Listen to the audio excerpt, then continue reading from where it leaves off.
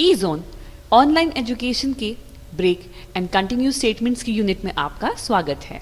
Break statement. बहुत बार programme में ऐसा होता है कि हमें कंडीशन के फॉल्स होने से पहले ही लूप को टर्मिनेट करना होता है या हमें लूप के अंदर एक पार्ट से दूसरे पार्ट में जंप करनी होती है। उस प्लेस पे हम ब्रेक स्टेटमेंट्स को यूज में ले सकते हैं।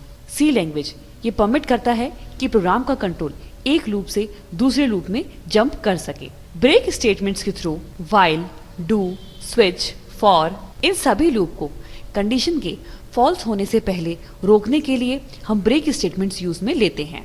Continue statement. कई बार प्रोग्राम में ऐसी कंडीशन आती है जिन्हें हम स्किप करना चाहते हैं और नेक्स्ट इटरेशन को कंटिन्यू करना चाहते हैं, तो उस प्लेस पे हम कंटिन्यू स्टेटमेंट्स को यूज में लेते हैं। कंटिन्यू स्टेटमेंट्स की हेल्प से हम एक पर्टिकुलर कंडीशन को स्किप करके और नेक्स्ट इटरेशन के ऊपर मूव कर जाते हैं।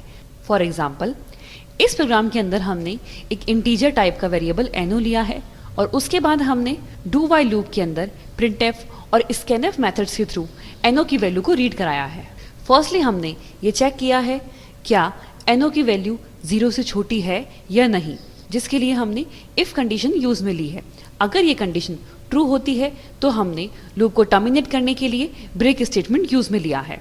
और नेक्स्ट इफ कंडीशन के अंदर हमने ये चेक किया है कि एनो की वैल्यू 10 से ग्रेटर है या नहीं, और अगर एनो की वैल्यू 10 से बड़ी होती है तो हमारे सामने स्किप द वैल्यू प्रिंट हो जाएगा। और नेक्स्ट लाइन में हमने कंटिन्यू स्टेटमेंट यूज में लिया है, जिस वजह से वो लूप को कंटिन्यू कर देगा और इस पर्टिकुलर कंडीशन को स्किप कर देगा। अब हम इसे एग्जीक्यूट कराकर देखते हैं। एग्जीक्यूट कराने पर सबसे पहले एंटर द वैल्यू ऑफ एनो लिखा हुआ आता है। तो हम फर्स्टली 10 वैल्यू एंटर कराते हैं। 10 वैल्यू एंटर कराते ही वो हमारे सामने as it is the number is 10 print कर देता है। एंड नेक्स्ट टाइम हम एनो की वैल्यू 9 एंटर कराते हैं। 9 एंटर कराने पर भी वो हमारे सामने the number is 9 as it is print कर देता है। नाउ अब हम एनो की वैल्यू 10 से बड़ी मीन्स 11 एंटर कराकर देखते हैं। 11 वैल्यू एंटर कराने पर स्किप द वैल्यू स्टेटमेंट ये हमारे सामने प्रिंट करता है। मीन्स 10 से बड़ी वैल्यू एंटर कराने पर ये लूप को वहां स्किप कर देता है और नेक्स्ट स्टेटमेंट से कंटिन्यू करता है। एंड नेक्स्ट में हम एनो की वैल्यू -1 एंटर कराकर देखते हैं।